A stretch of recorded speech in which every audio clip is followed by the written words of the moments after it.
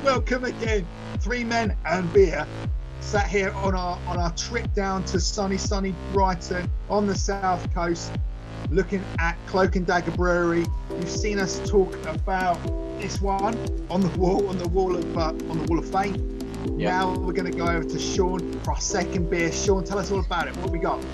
So, Cloak and Dagger do not let down in their design, and this one has stood out to me so bad, and I can't wait to try it.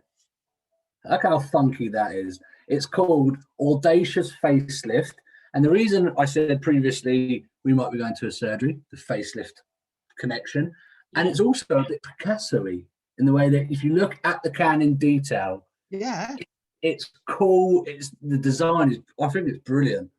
This little character down here, Sean. I know. I think it's the tongue. Because look, that's the mouth there. Yeah. That's the mouth. That's the tongue, and there's your two eyes. There's an ear. It's great. Yeah. It's so cool. And I always get this wrong, but it's a Kevik IPA. Okay, it's 6%. So I hope it's as good as the other. And again, what I love about it is actually if you take time to read the back of the can, instead of the boring stuff you normally get on the labels of bottles or cans or whatever, it's got some funky stuff on there. It talks about the drink responsibly. We already covered that. But Kevik yeast, cashmere, Simcoe hops, and tropical faceplant. Is what it says on the back, and I love that. Again, John, it's another vegan. What's that? It's another vegan beer, so vegan fans love it. Have you seen what it says on here? Head on straight, mask on crooked, exit stage left. With the cash gone, took it. That's like some parties I've been to, I must say.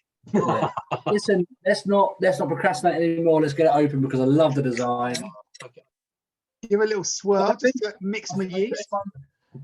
If my memory serves me right, I think that Kevik, if anyone can send us in a voice note on any of the platforms to tell me how to say that, that'd be great. But Kevik, I think is quite hazy. Every time I've had a Kevik IPA, it's quite hazy. Man, that is. Oh, look at that. That is something else. Delicious. That is. Look at that. That's like, wow. It even feels heavy. Mm. Oh yeah. Oh, that's got a punch to it. That's delicious. As I say, it hits you with like an intense, and then it's like a bitter at the end. It's like an intense like explosion of fruitiness, and then it's almost like a bittery bit at the end. It's almost sour at the end. Yeah, As you know, I'm a fan of pork scratchings, right? Yep. And can we just say as well, while we've got this platform about the pork scratching, what pork scratchings they were. Colin actually brought me a bag. They were. I ate that bag, and I ate John's bag as well. They were that good. They are really good. But the thing with pork scratchings is that even though they're savoury, there's a real sweetness to a pork scratching. Depends on the nipple. Or the design of the hair on it. But with this as well, it's like you say, John, there's that bitterness as it goes back to your throat. There's a sweetness over it as well. There's two there almost fighting out. So it comes back to, I think, like, sorry, John, jump in. Like the other one, it's got that citrus hit. That's what I'm saying. When as soon as it hits your tongue, it's like citrus. Yeah. And it's nice and it's kind of refreshing. But then afterwards, it reminded me of opening up the dishwasher after you put a lemon tablet in. Jesus Christ. Oh no. You get that woof, don't you? A waft of air, and I'm going, oh, lemon. Well, the reason I'm coughing so much is I don't have a dishwasher, so I'm just thinking that's what you think Carla smells like. The initial explosion that you get in your mouth, I agree, is very much like the Pluto. And you get that, wow. With the Pluto, it's almost like, that's it. With this, you get the, and then a calming undertone with the bitterness underneath. It's not a bitterness that goes, oh, it's going to linger in my mouth and I don't want to taste it anymore, like the bland flavor. It's more like bang explosion, but actually it's calm. So if you're into a kind of fruitier beer, this one. If you're, like John said originally, I'm not into hazy, I'm more of a bitter man or a darker ale kind of guy, this one's going to be better. Yeah. You two aren't as sold as I am. I love it. I love the smell. I love the taste. I love the can. So let's get straight in. Audacious Facelift for me on the colour, John, does get a score higher, not just because I selected it, but because it comes back to that butterbeer and all the other kind of butterbeery ones that we talked about previously. I gave an 8. So this is going to get an 8 from me as well. So colour for me was a solid 8. Yay! I'm okay with it. I've gone with a very magnificent 7. Oh, Because Let's go. it's the same as for me as I'm looking at it, I go, it's going to be a hazy. do you not Yeah. think so? There's good scores all around though still, guys. Good Cloak scores. Dagger doing very well. Solid. Absolutely bang on. What's Are next, Shawnee? Come on, Are Sean. you ready? Mr. Design. Ooh, ooh, ooh. Oh, No. no way! What? A 10? Whoa.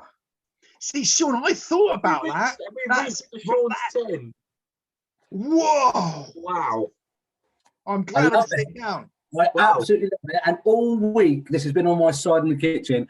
And every time I go in the kitchen, the first thing that sticks out is this can. Not this can, not this can, this can stuck out to me so bad. I knew that this was going to get a good score today. Yeah. The fact that it tasted good is giving me a little bit of a kick up the bum and say, give it that score. So listen, Cloak and Dagger, I love it. It's great. It gets a 10. Wow, that's our first ever 10 for design. Wow. That's That's amazing. our first ever 10. And Colin, you made it as well, because I was humming around a 9. Yeah.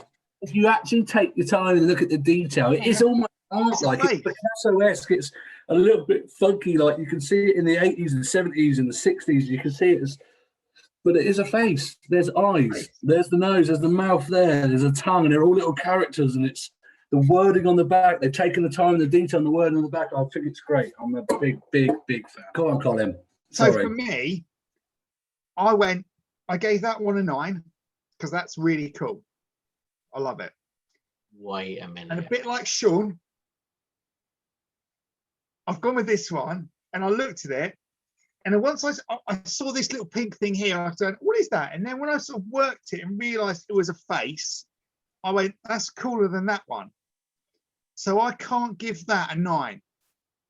But, and I'm struggling because Sean's giving it a 10. And I thought about it and I hummed and hard between a 9 and a 10. So I stayed in the middle at a 9.5. Oh. That's what I gave it. I gave it a 9.5. I wasn't quite sure, but If you want to be known as Switzerland, you can be known as Switzerland, mate. there's a part of me. Do you know what? Because I've never done it. I've never. One second. Wait on. My backside. Here we go. 10. Yeah!